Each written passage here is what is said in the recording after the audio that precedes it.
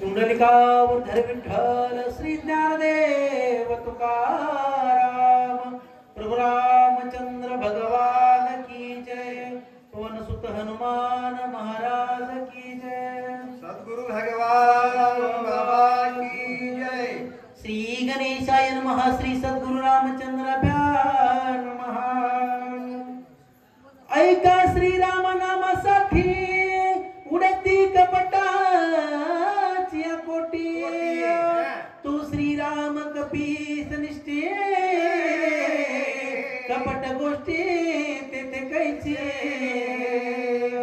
गौरीपुत्र गणपती जगत चालक जगत प्रभू भगवान रामचंद्र जगत चालक जगत जननी सद्बुद्धी आई साहेब सीतादेवी राम भक्त हनुमानजी आणि गुरुवर्य भगवान बाबा यांच्या चरणी विनम्र अभिवादन करून कथेला सुरुवात करतो। कारण संत सज्जना साष्टांग नमन श्रोते जनासी लोटांगण करावया कथा निरूपण ज्ञानदान मद द्यावे। प्रभू तुम्ही महेशाची मूर्ती मी तव दुबळा अर्चित शे भक्ती बोल जरी गंगावती तरी स्वीकाराला की। या ठिकाणचे राम भक्त राम भगिनी यांच्या चरणी विनम्र अभिवादन करून कथेला सुरुवात करतो। ज्यावेळेस असतार असती दिव्यांगण असतार भगवान राम भक्त हनुमानजी बरोबर संभाषण करू लागली। सांगितलं कारण हनुमानजी कारण असतार हा कपटी कपटी राक्षसही महामेरू आहे। त्याच्यासाठी असतार बाबा याचा असताना तू नायनाट कर ह्याला मारून टाक अशा प्रकारे असणारी ती विद्युन माली अप्सरा आणि रामभक्त हनुमानजी बरोबर त्या ठिकाणी संभाषण करू लागले। निर्धाराने पाय तो कपिंद्रा दिसे राक्षस भ्यासुरा महापापी दुराचारा यासी सत्वर मारी। त्या विद्युत माली अप्सरा संभाषण करू लागले। हनुमानजीला सांगितलं हनुमानजी हा दुष्ट आहे दुराचारी पापिष्ट आहे अरे हा राक्षस आहे मोठा याला मारून टाक अशा प्रकारे असणारी विधुमालिनी अप्सरा आणि रामभक्त हनुमानजी बरोबर संभाषण करू लागली। बाळा बोला तेने साधून पुरुषार्था करवाला माझा घात अति बळी रामदूत यांचा निपांत करीन।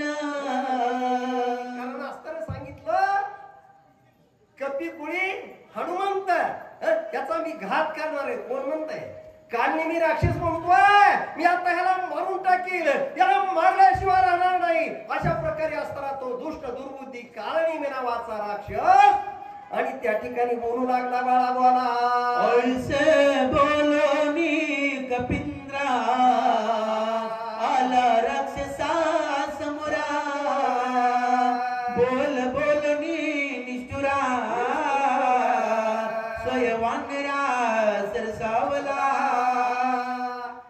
ज्यावेळेस विद्युत मालिनी अप्सरानं रामभक्त हनुमानजीला त्या कालनी बद्दल संपूर्ण माहिती सांगितली। हनुमानजीला मोठा राग आला।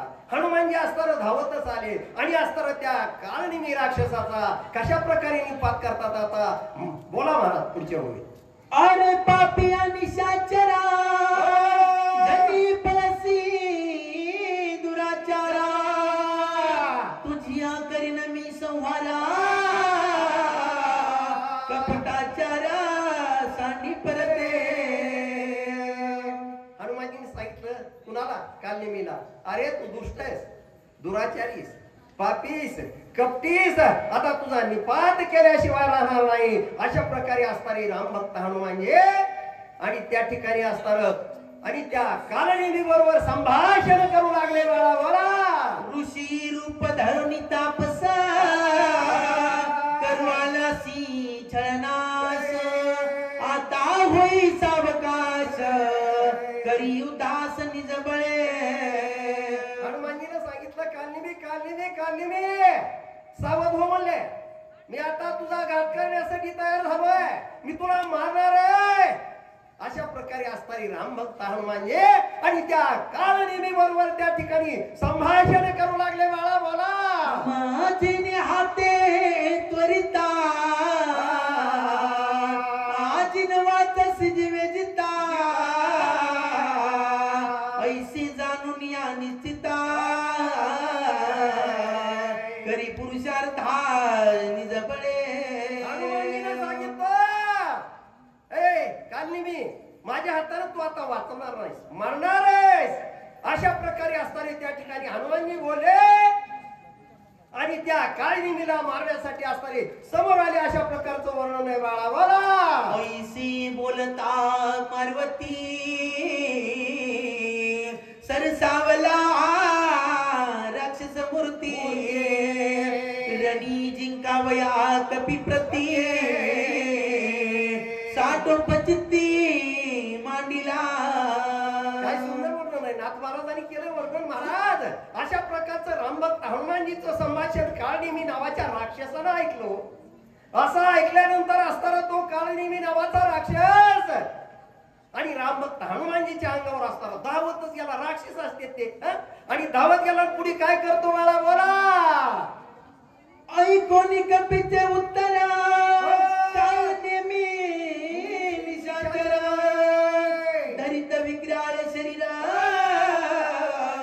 अति भ्यासुर भासता. काय सुंदर वर्णन आहे. नाथ महाराजांनीच रामायण त्याच्यासाठी नाथ महाराजांचंच रामायण ऐकावं. काय केलं त्या राक्षसानं.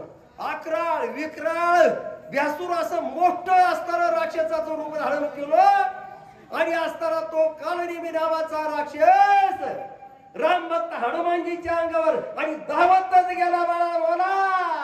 दश योजने वाढला उंच आळवा योजने 5 मातांचे उभारले कच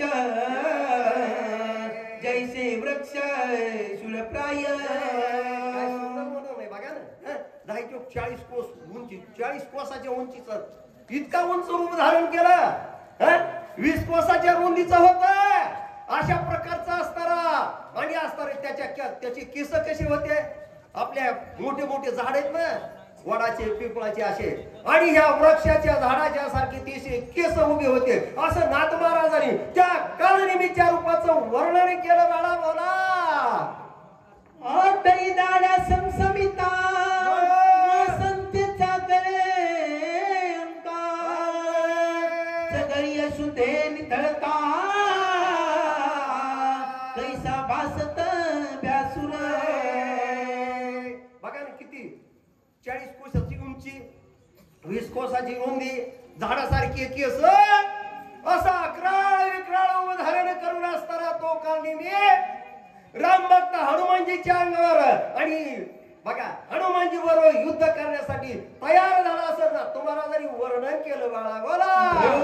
तळी बुबुळे खोल जैसे दगदगीत इंगळ तैसे दिसती नेत्र गोल अति विक्राळ आकृती. नागमहाराजांनी सांगितलं असे डोळे लालबुंद होते. गुहा असणाऱ्या तळाला गेलेल्या होत्या. अशा प्रकारचा अक्राळ विक्राळ धारण करून असताना तो कालनेमी नावाचा राक्षस आणि रामभक्त हनुमानजीच्या अंगावर आणि धावतच गेला. बाळा बोला. जैसा मेघ गडगडीला तैसा निशाचर गर्जिनला कोलीत घेवनी धाविनला हनुमान दृष्टी लक्षणीय. काय केलं. जसं आकाशामध्ये यावर्षी दुष्काळ पडला केव्हा मी गडगडले आज वाटलं थोडासा गावात पण कारण आता काय खरं असतंय तसं. अशा प्रकारे असताना मोठ्याने गर्जना केली काळनिमीनं. मेघासारखा गडगड गडगड गर्जना केली. हातामध्ये कोयत घा अशा प्रकारचं राक्षसाचं शस्त्र आहे ते हातामध्ये धारण केलं आणि असताना तो कालनेमी नावाचा राक्षस आणि कुणाच्या माझ्या असणारे रामभक्त हनुमानजीच्या अंगावर धावतच गेला. बाळा बोला.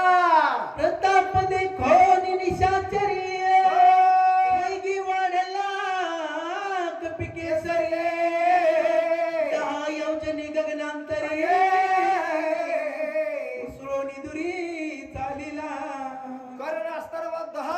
आणि असताना आकाशामध्ये उड्डाण केलं त्यानं कुठं हनुमानजीनं आणि असताना उड्डाण करून असताना त्या राक्षसाला मारण्यासाठी माझे रामभक्त हनुमानजी आणि त्या ठिकाणी तयार झाले. बाळा बोला. जैसा तापला लोह गोळ तैसा परतला गोळांगुळ सवेग चालिला सबळ जैसा कल्लोळ अग्नीचा. हनुमानजीनं असताना उड्डाण केलं आकाशामध्ये. जसा असताना तापल्याला अग्नीचा गोळा असतो ना त्या गोळ्यासारखा असताना लालबुंदा अशा प्रकारे माझ्या हनुमानजीचं शरीर दिसू लागले.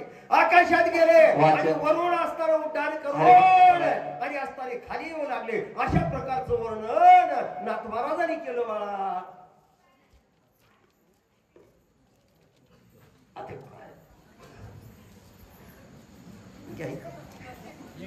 लक्षणिया निशाचरा उडी घातली सत्वरा झाले शतचूर्ण शरीरा कपी भार वरी पडता. काय सुंदर नाथ महाराजांनी केलं. माझ्या नाथ महाराजांनी हनुमानजीने आकाशात उड्डाण केलं. गोळ्यासारखा तप्त असताना लोहगळा तात्या महाराज मुंडेचा उडी मारली सूचक राम महाराज आणि उडी मारून कुटुंब कसताना त्या काळनेमी नावाच्या राक्षसाचे किती तुकडे म्हणले नाथ महाराजांनी केलं.